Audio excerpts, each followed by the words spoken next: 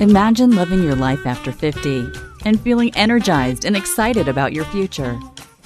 Welcome to the Women in the Middle podcast, the podcast for women who are ready to figure out what they want and create the life they deserve. Here's your host and master certified life coach, Suzy Rosenstein.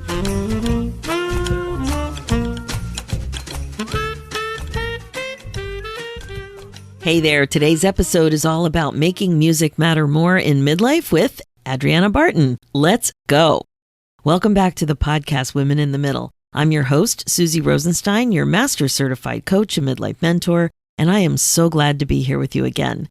But just quick, before I get into this amazing episode, if you want to find out more about how to get unstuck and live your best life in the middle, head on over to www.suzyrosenstein.com/10 questions and grab your free copy of my 10 insightful questions to reimagine your life after 50. Okay, now let me tell you about who I'm interviewing today. I'm really excited for you to meet her too because of what she has to teach us about music, health, and joy. My guest is Adriana Barton, and she has a super fascinating background. She's a mid-career journalist, a former staff reporter at Canada's national newspaper, The Globe and Mail, and the author of a new book coming out in October 2022, Wired for Music, A Search for Health and Joy Through the Science of Sound. Adriana also had a serious and intense music background. She was a very young child when she began studying the cello, which she did for 17 years until injury put an end to her classic music career. As a journalist, her writing on health, science, visual arts, architecture, music, and pop culture has appeared in publications including Western Living, Vancouver Magazine, Black Flash, San Francisco Bay Guardian, and more. Adriana is wrapping up the book I mentioned, Wired for Music. Drawing from neuroscience, anthropology, and evolutionary biology, her book argues that music is much more than entertainment or a rarefied art form. It's an age-old system to boost human health, connect us to teach each other, even at a chemical level, and add meaning, resilience, and joy. Her research for the book and journalism assignments have taken her to Syria, Jordan, India, Zimbabwe, and Brazil. She lives now in Vancouver, Canada, with her husband and son. You know, one of the reasons I really love this interview with Adriana is because her book is also about how she reconsidered her own relationship with music and how her midlife journey brought her back to using music as a way to nourish her soul. You are really going to love this interview. Please enjoy. Hi, Adriana. Thank you so much for joining us today on the Women in the Middle podcast. Hi, Suzy. Really nice to be here. Thank you for inviting me. Oh my gosh, I am excited to have you on today, not just to hear your story, but really your musical journey. I love music and musicians and just how important music is in so many of our lives. I want to hear more about your path that for decades had so many twists and turns that you could never have anticipated, but kept you leaning forward in a way that eventually all made sense. So I wondered if you could start by telling us a little bit about that musical journey. What was your experience? How did you get involved with music growing up? Let's start there. Well, it's quite a long story, and I'll try and give you the highlights. Essentially, my mother really wanted my older sister and I to experience music because it had been a big part of her life. She didn't have a lot of money, though. So we lived in small town Quebec, and she found out that there was a music conservatory that offered free lessons. And so, but this conservatory was modeled after the great conservatories of Europe. They were not messing around. They wanted people to be very serious about music if they were to be accepted. What I didn't know, and I was 5, I didn't know I was essentially auditioning. I was taken to this institution, and that's the right word for it. It was this flat, it could be a prison or some kind of government building is what it looked like. And I was brought in, and originally my older sister and I were both going to play violin. That's what my mother wanted us to do. But there was a cello teacher who was sort of hunting for students, because at the time it was not a popular instrument. No one really even knew what it was. For years, when I did play and I'd be bringing my cello on the bus, people will say, "What's that?" Like, it really was not popular. There was no Bond movie with the gorgeous woman on the cello getaway sled at the time. Yo-Yo Ma was not a household name. It was early days in the cello fame. And so I'm brought into this building. I'm 5 years old. And this man with gray hair is saying, "Do you want to play the cello?" And I'm thinking, Jello, yeah, give me some cello, because my mom was a health food nut. This was a special offer. And so I'm brought into this room, and there are all these adults at this table, and they look very stern, and they're dressed up and official. He's looking for a chair, but I'm really small. And so he takes the waste paper basket and tips it upside down and has me sit on that. And then I'm sort of handed a cello. It's a quarter size, so itty bitty cello, and just given a bow and told how to hold it and give it a go. And he sort of looks at my hands and stretches the fingers, and are they strong enough? And that was my first experience of wow. And I kind of made this screechy sound, and he said, no, not like that. And then had me try again. And then I felt something quite astounding to me as a young person. And my mom had raised me well, and I'm trying to express this. I'm like, I can feel it in my bottom. So basically the vibrations I could feel all through my body as a very small child. And I wanted them to know this because it was very surprising to me. I didn't say bum because I knew that would be it's kind of a formal environment here. Even at 5, I knew that. And that was my first moment with an instrument like that. Wow. Did you fall in love right away? I don't remember that part. I just remember the experience, the shocking experience of playing it. And then everything changed after that.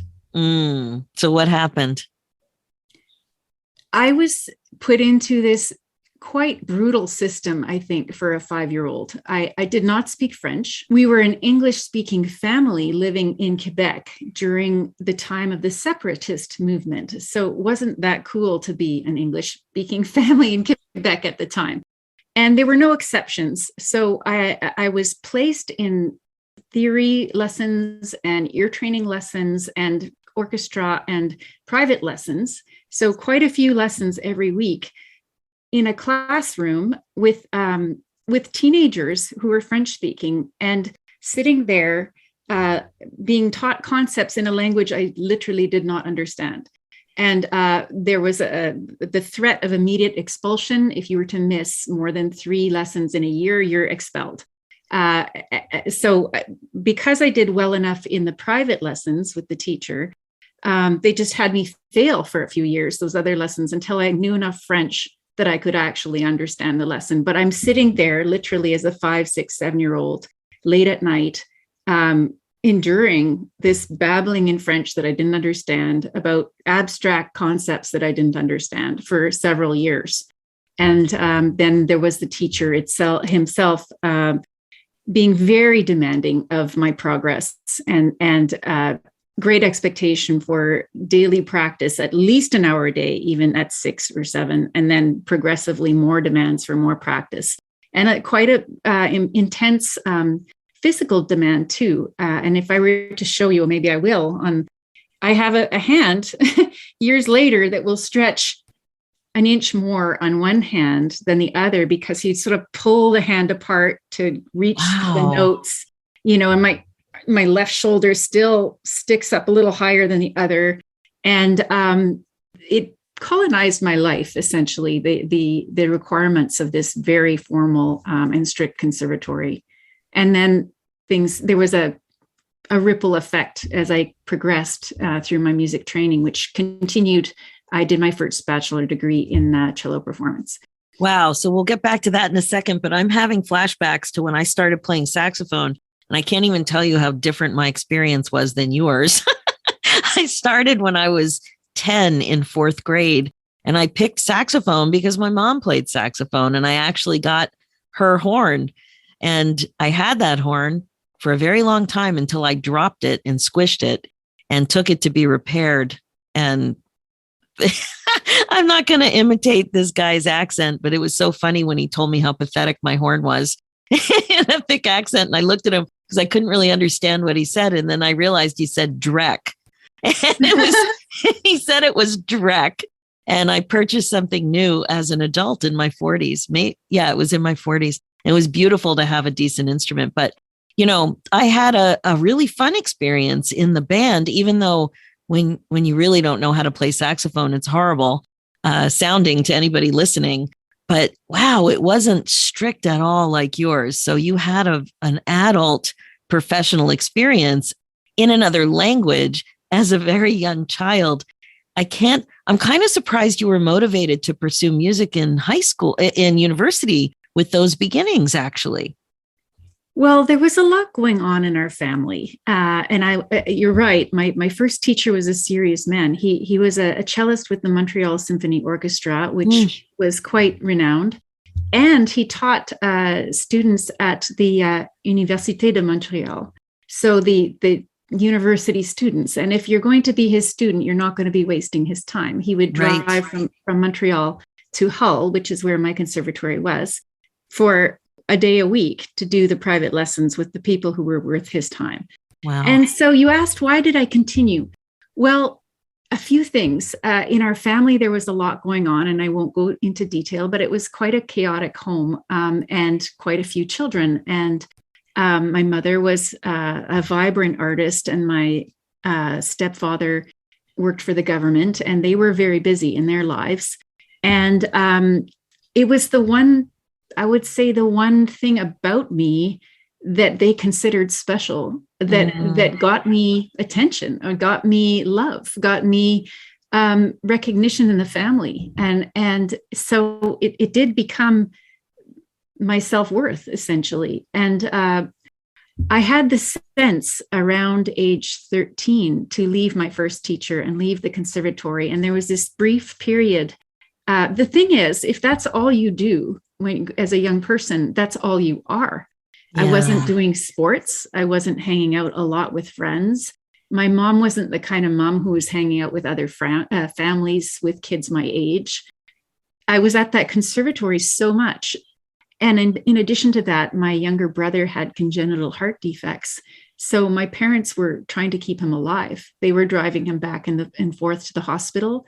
So the conservatory was somewhere to put me while they were struggling to keep my brother alive. And so there was just a lot going on. And so when something becomes so much part of your life, it becomes who you are, and you develop a sense of pride. And music is wonderful in lots of ways. And I think the structure and maybe the music appealed to me too. Of course it did.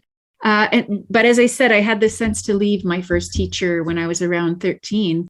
And I studied with a teacher at the National Arts Center and Orchestra who was a wonderful man. And really, I progressed a lot with him. And there was a lot more freedom and artistry involved in our work together, which is why I had this, my early teacher had instilled in me this urgency, like you have to be good, you have to progress quick.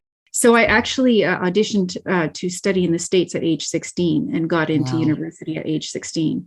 I got into it and I went shortly after my 17th birthday, but I was really quite young to be leaving Canada, studying remotely. There was it wasn't a one moment decision to pursue music. It just became, it had a life of its own. And that's what it sounds like. So you got a degree in performance, and then how did you end up being a journalist? Well, I was injured as a cellist. I developed tendinitis, so there was a physical breakdown, and I think some of that was also an emotional breakdown. I realized my body started to say no. I got ganglion cysts in each wrist, which are the size of a marble, and I was taken to the Cleveland Clinic because they had a new performance department to help performance artists. But I realized at some point, and I talk about this in the book, the many events that led to my leaving music. And it was a very, very difficult decision, probably the most difficult of my life, one of the most difficult of my life. So there were quite a few things that led to that, but I think my body was just telling me stop. And it took me a while to listen to those messages. And how did I get into journalism? Well, that's kind of a funny story, because I was a cello grad, and Montreal at the time was in the midst of an economic depression. I needed a job. I needed to pay rent. And the only job I could find was as the receptionist at Montreal's home of rock and roll, Chaume FM. So I don't know if you remember WKRP in Cincinnati. Yes, I do. Basically Lonnie Anderson greeting, hi, Meatloaf. Hi, Alice Cooper. I didn't even know who these people were, but they were coming into and I had to Chaume FM, Oldies 990, bonjour. I had to answer the phone probably 7 times a day in both languages and switch and give people their prizes that they come into the radio station that they'd won on air. And they were, there were DJs running around and whatever. And I had a brief little fling, shall I say, with a newscaster who is my age in the newsroom. And I thought, oh, his job looks cool. Oh, that's great. There was this performance element, but also a way to learn about the world. So I'd been in a practice room for 17 years, classical music, 17 years in a practice room. And I wanted to learn about the world. And I thought journalism would help me with that. And it did. So it was a great decision. And I ended up enrolling in a graduate program in Montreal shortly after that little love affair. And I really took to journalism quite quickly and really enjoyed it. That's great. That's why I love doing these backstories, because I'm very concerned with, telling the story of your path, because you never know where a path is going to take you. And we always in midlife think, well, we're on the wrong path, but really there's roots. There's roots to the path that you're on. If you look carefully, roots and clues. And I just love that. So you're humming along as a journalist, and then something happens in your late 30s and 40s when you start to feel stuck and that something is a little bit off. Can you talk about that? In my case, I had my child fairly late. I was 37 and I did mat leave like everybody else. And I had a child who would not sleep. He really was one of those kids who would not sleep in a crib for more than a year. He was on my back for every nap, because if he didn't nap, he'd be very cranky. Tried the crying out. That didn't work. I mean, days of that. Would not sleep in a car seat, would not sleep in a stroller or a swing or a little, I would cook with him strapped to me. He just wouldn't settle. He was very lively, and I was absolutely exhausted, and we didn't have family nearby who could help. And my husband was just launching his business, and he didn't anticipate how much of his time it would require. So he was working. This is the irony. He was working weekends for the first time in our relationship.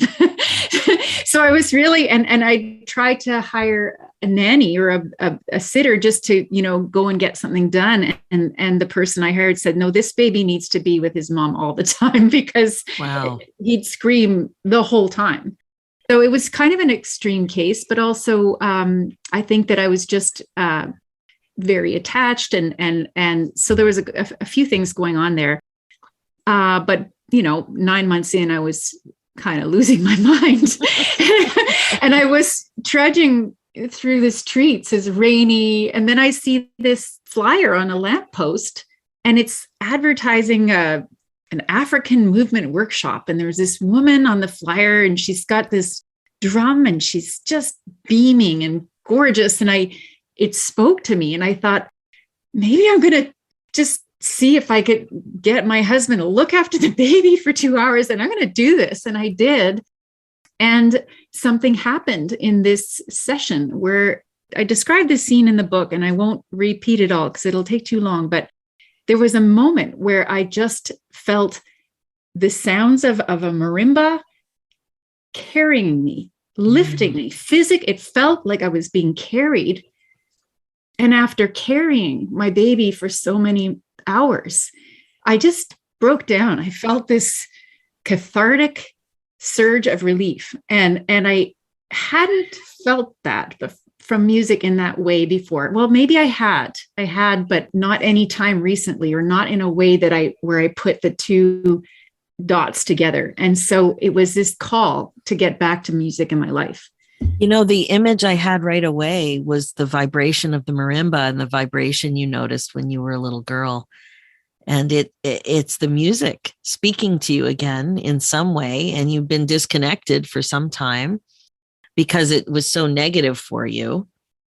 I think it's fascinating that it was something related to percussion that so different than the training you'd received. But in the end, music is music. I think that's why it worked, because had it been a cello or a classical music, I would have had the baggage and the triggers with it.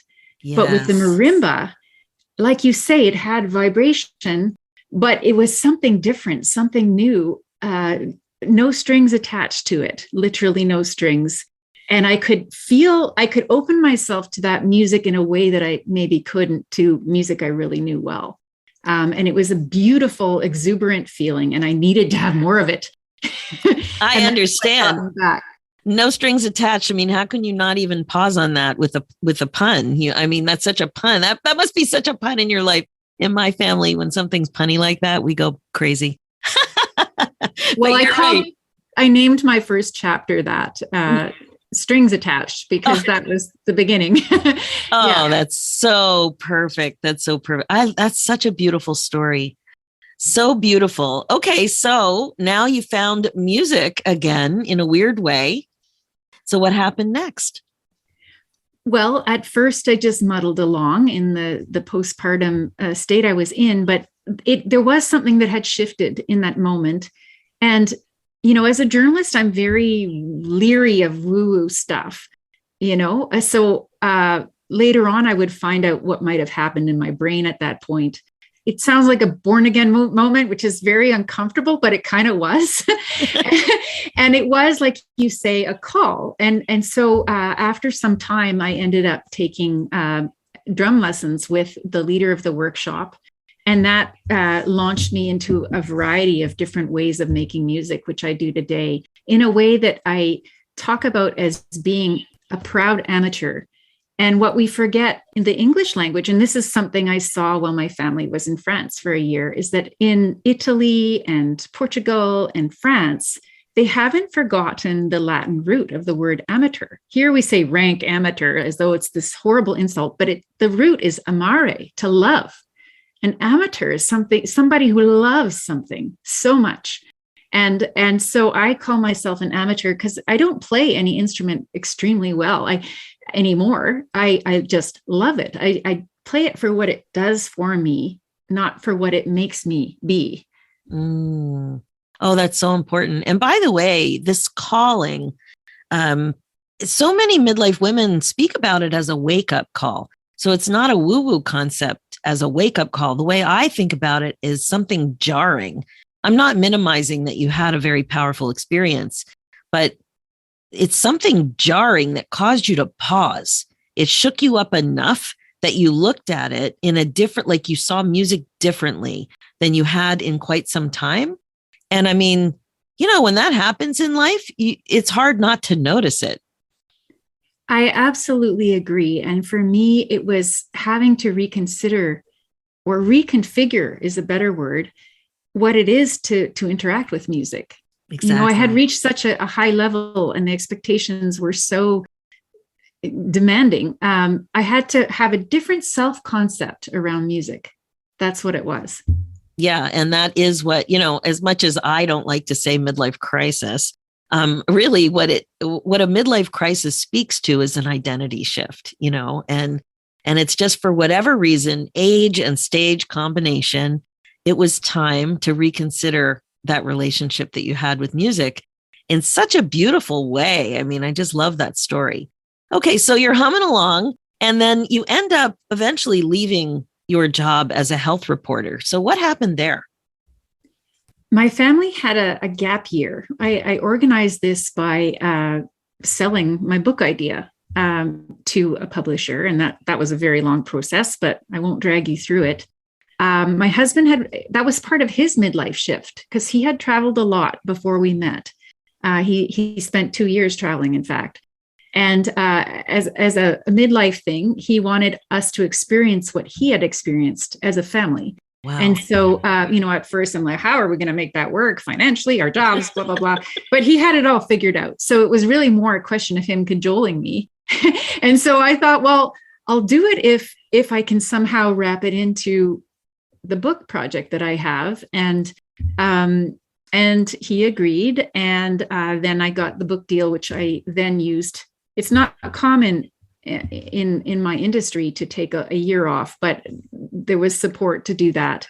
And so the understanding is that I would come back to the job at the end. What happened was that we had this year away. We went to almost 15 countries as a family, although we were based in France. How old was your child at that time? 10. Wow. So, we took him to Africa. He saw the animals in Tanzania, which was incredible. We went to a remote village in Zimbabwe where I did research on a different way of interacting with music, shall we say, than we have here. And it was wonderful. And at the end of the year, there was a buyout offer from the Globe and Mail and to all the employees. And my husband looked at me and said, well, what if you didn't go back? And it sort of stunned me because it's part of my identity too now to be a journalist. And at first I wasn't going to consider that idea. But I had this year away from having journalism be my primary identity. People related to me as me in France and the various places we went to. And so I booked an emergency call with a counselor that my friend had recommended, not someone I'd worked with before. And I told her, my thought process. And she said, well, it sounds like your parents are declining and are going to need your help. And, you've got menopause coming and you've got this book, which you've only just started. I didn't write my book while I was away. I'll be perfectly honest. And then this quite demanding job. So she said, it was helpful because she was someone who gave her honest opinion. She said, I don't really see how all these things are going to happen at the same time. You probably have to choose, like something has to go. Obviously, my parents aren't going to go. Physical things aren't going to change. So it was the job and the book. Well, do I not want to write a book? Well, actually, I still do want to write this book. And it was a difficult decision, but I thought, I've been doing this job for a while and I'm pretty good at it. And I like the job, but I thought, well, maybe it's time to do something else and leap into the unknown. And to be perfectly honest, I don't know what the next thing will be after I launch my book this fall. I have no idea, but I think that it's all happening the way it needs to unfold. And I feel confident about that. What's so beautiful, again, with this path, even though you don't know what's going to happen next, it's so obvious what's happening, because music has come back and you're looking at music a little differently instead of being a performer. It's come back in so many ways. It's the topic of your book. It combines the work you did as a health reporter. Very much so. And your writing, which is what you did as a journalist. With an inquisitive, curious mind, you're weaving together a different story. So it's so obvious, right? When you really think about it that way, if somebody would have said, well, it's a musician and a health reporter and a writer and a curious person and somebody who liked to travel and tell stories, like, what do you think would come out at the other end? Oh, here we go, with a really cool idea for a book. So I would love for you to tell us a little bit about your book, which is all about the health effects of music. It's called Wired for Music, A Search for Health and Joy Through the Science of Sound, soon to be published by Greystone this fall 2022. So I need to hear more because I know you mentioned that even the book in its conception went through a bit of a transition. So how did you figure out what you wanted to write about? Well, here's something I think is relevant to the midlife journey. And one thing that happened to me was that I was feeling I needed a change. And I've listened to some of your podcasts, Suzy, and you talk about that kind of itchy, unsettled, hungry feeling that people get. And I was having that. And so I actually applied for a PhD program after getting so jazzed up about music and playing it again. And wow, I'm learning all kinds of things about music that I didn't really get before. I was pretty fired up. And meanwhile, at the job, I was seeing all this new upsurge of neuroscience work done on music, which wasn't coming.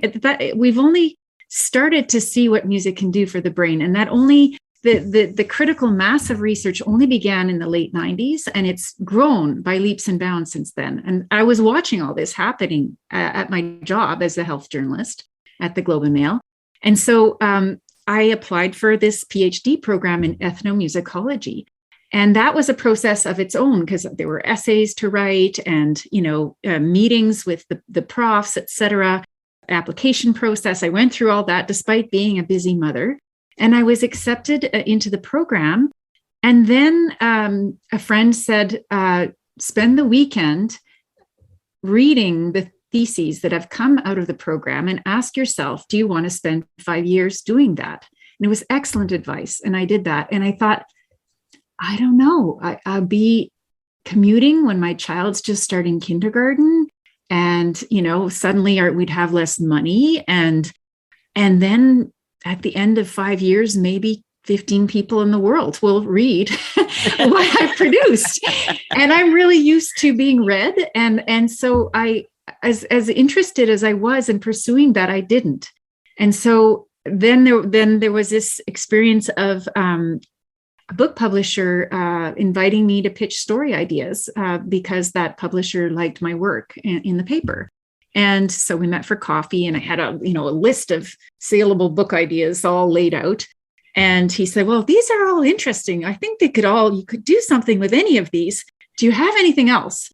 And then I told him, well, I have this geeky interest in music and the brain and this backstory with the cello. And he's like, that's the one. So then I produced a book proposal, which one does. And it just didn't really work. So when my family went to Africa and I spent time looking at how music had been used as a healing strategy, and when I dove more into the research on other communities around the world that have used music traditionally, two things happened. I could see that in this day and age, it's really not my story to tell, speaking for other groups. And also the book idea, which was to explore the parallels between new neuroscience and ancient wisdom, was just too academic and unrelatable for most people, other than true geeks like me. And so at one, and this is partway through our gap year, I had a call with the publisher, and I said, I think it has to be a rethink. And he agreed. And I gave myself permission to, maybe I'm not writing a book. I hadn't received my advance yet. I sat with that for a few weeks. And then I had a dream, which I don't need to tell you about, that told me that really I should write this book. And then from that time on, the book became what it is now, which is, a journey through my own baggage around music. And the book very much combines story and science. So it's not at all a slog to read, because you're always seeing something unfolding in either my life or in our culture that has distanced or brought us closer to music. And so the book became, not at all intentionally, a personal transformation, I suppose. And you said, by going through our stories, we reimagine them. And I do feel more at peace with this part of my life than I ever have. And I think that in midlife, it's a time to do that. Do you want to have the same story about your life that you always had? Is it time to let some of the pain points go and reimagine them? Exactly. Does that story serve you anymore? And, I think what you've really done is restored this intimate relationship with music that you've had your whole life, even though it wasn't always positive. It's restored it, and it's nourished you in a way that, how can you even imagine living without music? But I cannot. Right. But you had chosen to minimize it in so much of a way that something that nourished you so deeply wasn't part of your life, and it needed to be. And it did. So symbolic, I didn't play music for about 15 years Wow. of my life. And that was painful, in fact. And when I got back to music with the different instruments I now play, I realized that there's this tactile pleasure in fingers for me that it's almost like, how an octopus, each arm has its own brain. I felt like my fingers had their own brain, that were having their own experience separate from my cognitive, thoughts about playing music or whatever. They just were so happy to be plucking again or moving in that way again, even though it wasn't the instrument I had learned. That's amazing. I'm just curious, did your son hear you playing music as a child? No, only once. And I mean, of course, now with recent instruments, I guess, do you mean the cello or? Yeah, well, I meant the cello, but it could be anything. No, only once. But when I got into the drumming and the mbira, which is a Zimbabwean instrument, plucked with metal tines on a wooden slab, there are about 24 keys. That instrument he really did enjoy. And for a while, he wanted me to play it outside his door while he was going to sleep. Not anymore, but yeah, but he didn't hear. But what I've done with my son with music is a whole other story, but definitely he did start to hear the drums and went to performances I did with my group and things like that. We played once at his school's spring festival. Oh, that's amazing. Fun. I mean, I just had a feeling that he hadn't when you were telling the story. I know we didn't talk about it in the pre-interview, but I just had a feeling, and as you were telling the story of the baggage and how negative music was for you, I didn't think it was shared, but it's such a huge part of you and your identity. And it was something that your son, didn't have a connection with at all, or an understanding at that time. And my husband doesn't know me as a cellist either. Wow. He knows it as a concept, but not as part of our lives. Wow. And do you play it all now? No, not the cello. Mm-hmm. Interesting. Someday I might. I mean, interestingly, through the writing, I've had little urges and inklings to do that for the first time in a very long time. But it's not sort of a burning need I have, because I do feel so enriched by the other things that I do musically. Yeah. Oh, I love that. Oh, this makes me so happy. So how would you say that this book that you're writing is different than other books about music and health and the brain? There are some wonderful books about music, and Oliver Sacks's book, Musicophilia, is absolutely charming. Daniel Levitin's seminal book on This Is Your Brain on Music, that's a wonderful book too. What's different is, for one thing, when Levitin wrote that book that's really well known, one of the most momentous discoveries about music hadn't been made yet. And that is, they've shown this with brain scanning. Music actually stimulates dopamine in the brain in a measurable way. And it has all kinds of downstream effects that flow from that. And that had not been, it was thought to happen, but it had not been unequivocally proven before. That happened after Levitin's book. So there's a lot of recent science that's happened in the interim. That's one thing that's different. And another is just the personal stories woven throughout. A lot of neat little hacks that I've included in the book. You could call them tips, but also more of an emphasis on personal health and personal uses for music, and not as much theory. Oh, I love that. And one thing that I wanted to follow up with you about, I know that your chapters cover mood and exercise, productivity, healthy aging, spiritual growth, that sort of thing. I would love if you could talk about aging a little bit. Well, aging, there are a few things. One thing my book doesn't do is go into a lot of music therapy and clinical uses of music, which is now happening and being studied very rigorously. I didn't do that because there's so much that I decided that should have its separate book. Maybe I'll write that book sometime. I don't know. But for now, it's more based on things that you can do for you. The research is in its infancy, but there is some idea that music might have a protective effect on some of our cognition. And I say that in a circumspect way because it's not fully confirmed, but they have done studies with people in their 70s and 80s, for example, who have never played the piano before. And after a certain period of piano lessons, the ones who do that versus the ones who don't seem to perform better on certain tests of memory and executive functioning, which is pretty incredible. That needs to be replicated, and we need a lot more research on that. Another area is that they're finding, and this is brand new research in December, it's December 2021, that when people with early Alzheimer's listen to music every day for several weeks for a certain period of time, music that they know from their past, they too showed a slight bump in cognition in various parts of the brain. So a slight bump in executive activity in the brain, but also in a memory test, they had slightly better scores than they had before. And again, small numbers of people, small, steady, early work needs to be replicated, more research done, but there's so little we can do for Alzheimer's that any little thing that you can do is helpful.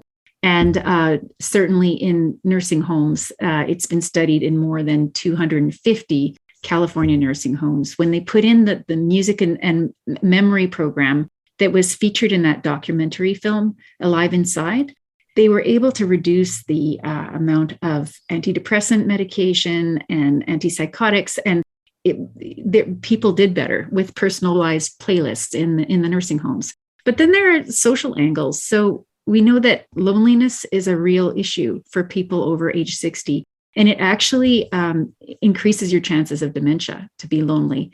And one of the great things, I have a whole chapter on this, but I had to flick at it again in the aging chapter.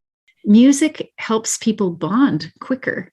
It reduces loneliness. They did a study where they took people in older ages and had some of them enroll in creative writing and so it was like an adult education center. They had them do different courses. The ones who sang together bonded together quicker than the ones so at the end of 7 months, everybody got to know each other in all the different groups.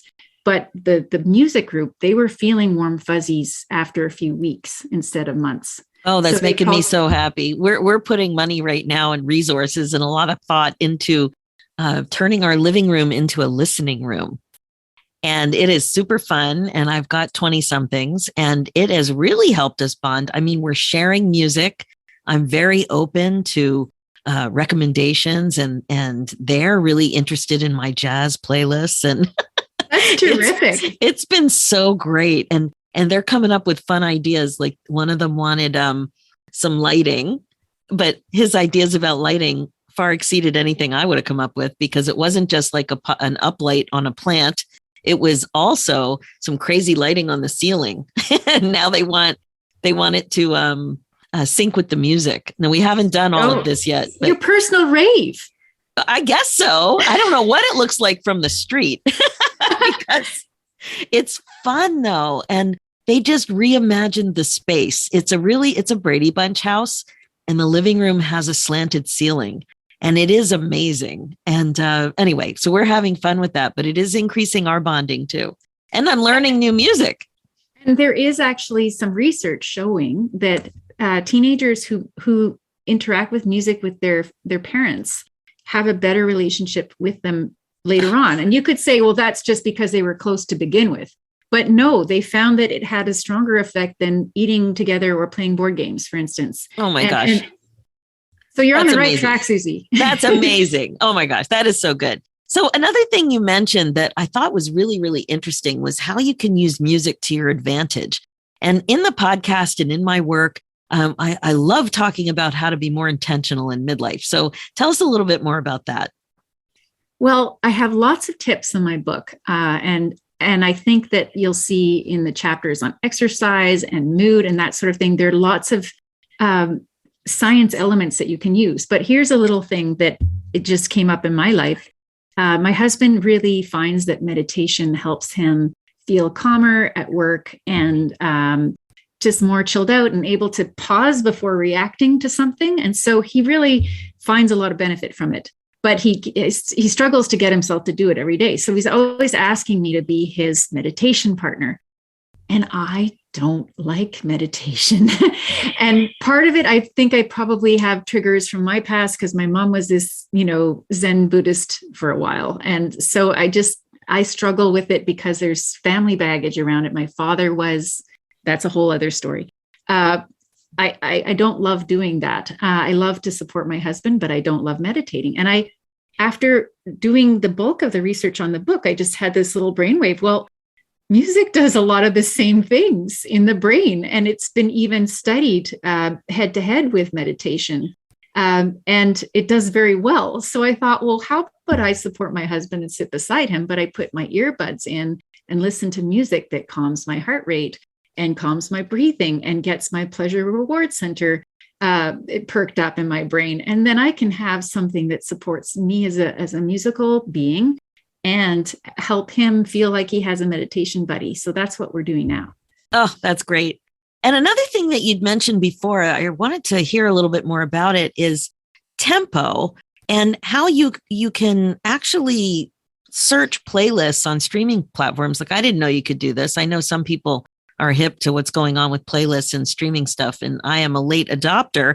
But how can you choose music by like that with tempo in mind so that you can, just really get it to work for you better? From what I've seen, there are two main characteristics in music that account for quite a lot of the benefits we get from them. And one is, do you love it? That will have the strongest impact on many, like the antidepressant effects of music, the analgesic effects of music, the sleep support of music. So lots of those areas all have to do with how well it's perking up your dopamine and your pleasure chemicals in the brain. But for specific things like calming down your breathing and exercise and that sort of thing, different tempos are useful for different things. And I looked at the research of a sports psychologist, and a fast tempo music is very good for efficiency in exercise. A slow tempo is very good for cool downs. So a slow tempo would be the pace of a resting heart. 60 to 70 beats a minute is very good for reducing anxiety and calming down after a workout.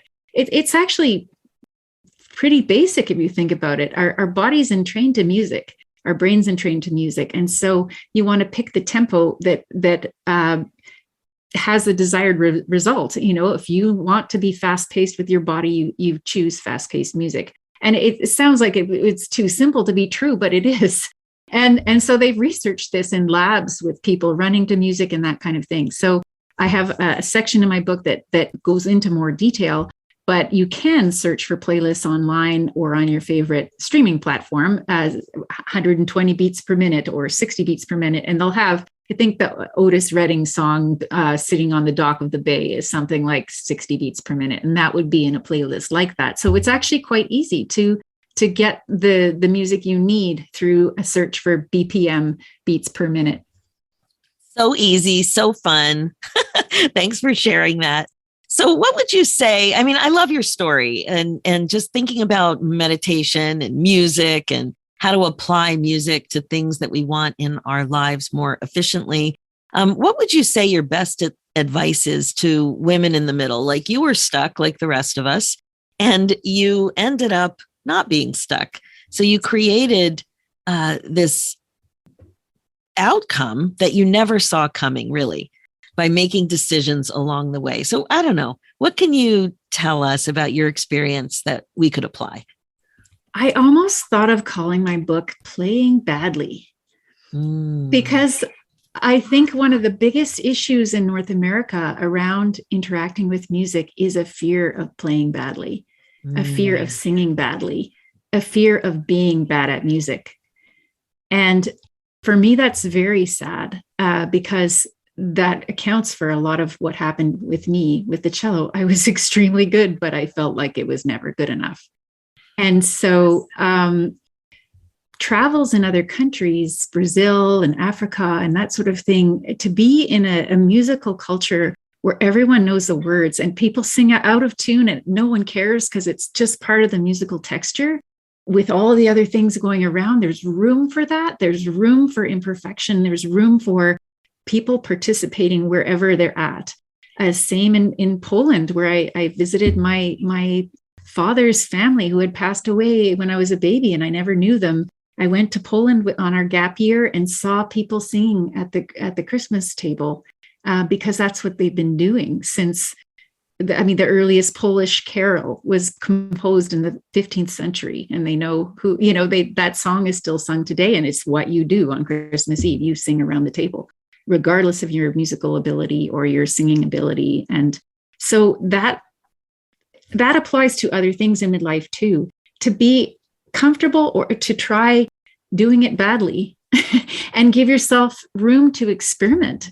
Well, okay, so you get each failure, like my, decision to try for a PhD program.